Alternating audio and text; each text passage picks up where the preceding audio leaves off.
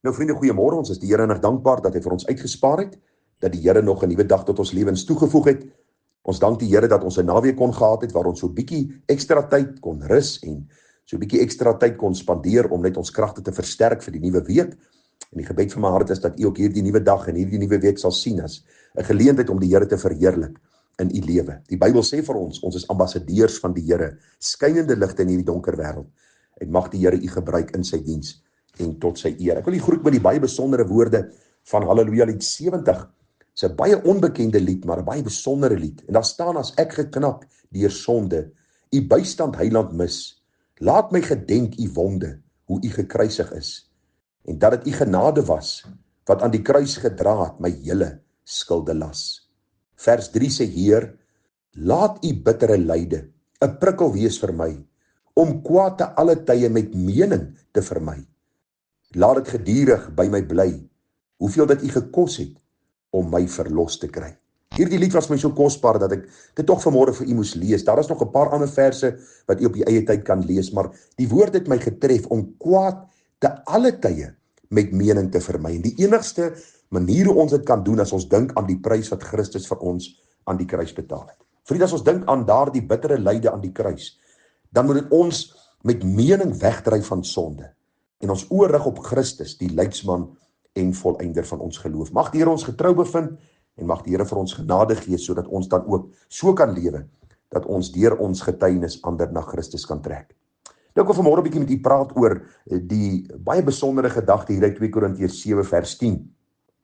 Die apostel Paulus skryf aan hierdie gemeente 2 lang briewe. Nou die gemeente in Korinthe, soos die meeste van u weet, was 'n baie moeilike gemeente. 'n Gemeente wat gou kritiek gelewer het oor die apostel Paulus, sy vermoë, sy prediking, sy intellek, sy kennis. Hulle was mense wat gou sonde geakkommodeer het in die gemeente. Hulle was mense wat traag was om tug toe te pas. Dit was 'n gemeente wat ons nou nie sal voorhou as die beste gemeente om in hulle voetspore te volg nie. En ag vriende, nou kom die apostel Paulus en hy skryf vir hulle hierdie 2 besondere briewe en hier is fantastiese inligting in hierdie briewe opgesluit. En as u bietjie tyd het, lees bietjie deur hierdie 2 boeke. En nou sien ons in 2 Korintiërs 7 vers 10 dat die apostel Paulus 'n groot waarheid kom uit. Hy sê, want die droefheid volgens die wil van God werk 'n onberoulike bekering tot redding, maar die droefheid van die wêreld werk die dood. Dis asof die apostel Paulus vir hierdie gemeente sê, luister, maak seker dat julle aan die Here behoort. Want as God 'n droefheid oor sonde in die mense hart werk, dan werk hy hierdie droefheid wat sal lei na 'n onberoulike bekering tot redding, 'n nuwe lewe, 'n totale nuwe denkwyse, 'n totale nuwe optrede. Die Bybel sê dat as iemand in Christus is, dan sy 'n nuwe skepsel. Die ou ding het verbygegaan, kyk, alles het nuut geword. En dis presies wat hierdie vers vir ons wil leer. Want die droefheid volgens die wil van God werk 'n onberoulike bekering tot redding. Elke kind van die Here, elkeen wat vanmôre weergebore is, kan terugkyk in hulle lewe en kan sê, luister, op daardie stadium het ek bewus geword van my sondige toestand. My sonde het my in die grond gedruk. Dit was vir my 'n las wat vir my absolute swaar was om te dra. Maar dank God in Christus het hy vir my die lig laat sien, het hy my sonde las kom wegneem, het die bloed van Christus my gereinig van alle sonde, het die Here my sy kind gemaak en ek kan terugkyk en ek kan sê, ek het nuut geword, my lewe is anders, ek is nie meer dieselfde nie. En dis presies wat die apostel Paulus hier sê. Dis eintlik iets wat hy vir die Korintiër gemeente wil sê, maak seker dat julle hierdie egte droefheid oor julle sonde in julle lewe ervaar het. 'n Werklike droefheid dat julle skuldig gestaan het voor God, onder God se toorn was, maar daar in Christus vir julle verlossing en redding en vergifnis gekom het. Jy sien, dis belangrik om hierdie waarheid raak te sien, want die oomblik wanneer 'n kind van die Here hierdie wonderlike genade smaak, wanneer God geestelike lewe bring, hy sy sondige toestand sien en uitroep om vergifnis, dan is dit ook 'n voortdurende bewuswording van my afhanklikheid aan die Here. Dis hoe mooi dit, hoor hoe mooi stel die apostel Johannes dit daar in 1 Johannes 1 vers 7. Hy sê, as ons in die lig wandel soos hy in die lig is, het ons gemeenskap met mekaar en die bloed van Christus Jesus reinig ons van alle sonde. In die oorspronklike taal staan daar, die bloed reinig ons gedurig deur van alle sonde.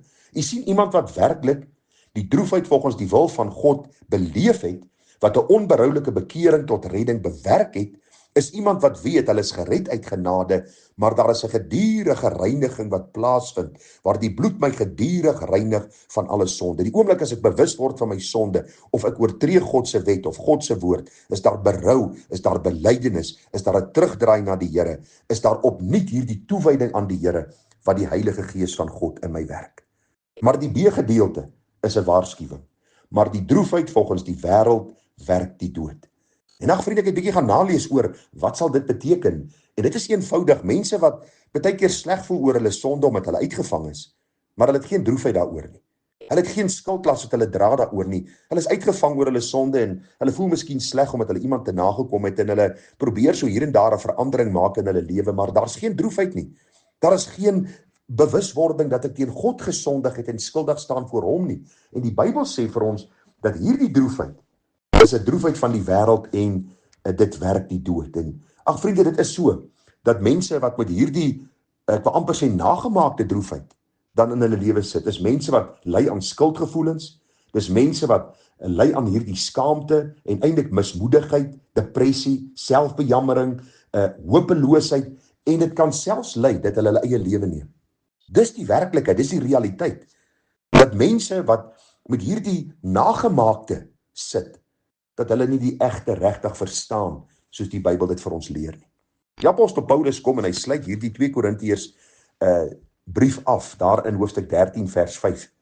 En hy maan die gemeente in Korinte net weer eens. Hy sê, ondersoek julle self, of julle in die geloof is. Stel julle self op die proef, of is julle nie seker van julle self dat Jesus Christus in julle is nie. As julle ten minste nie verwerplik is nie. Daarom kan ek vanmôre vir u met groot sekerheid sê, as die Here die droefheid in jou hart gewerk het, oor jou sondige toestand voor hom, en daar het 'n werklike bekering in jou lewe plaasgevind, waar jy kan terugkyk en jy kan sê, maar luister, my lewe het radikaal verander. Daar is 'n liefde vir God en 'n liefde vir sy waarheid en 'n haat vir sonde en verskillende dinge in jou lewe, dan kan ek vanmôre vir jou sê, dan het jy vrede by God deur Christus Jesus ons Here.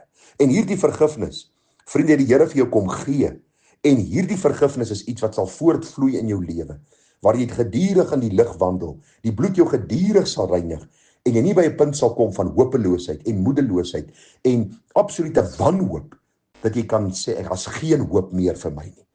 Want die Here sê, die goeie werk wat hy begin het, sal hy voleindig.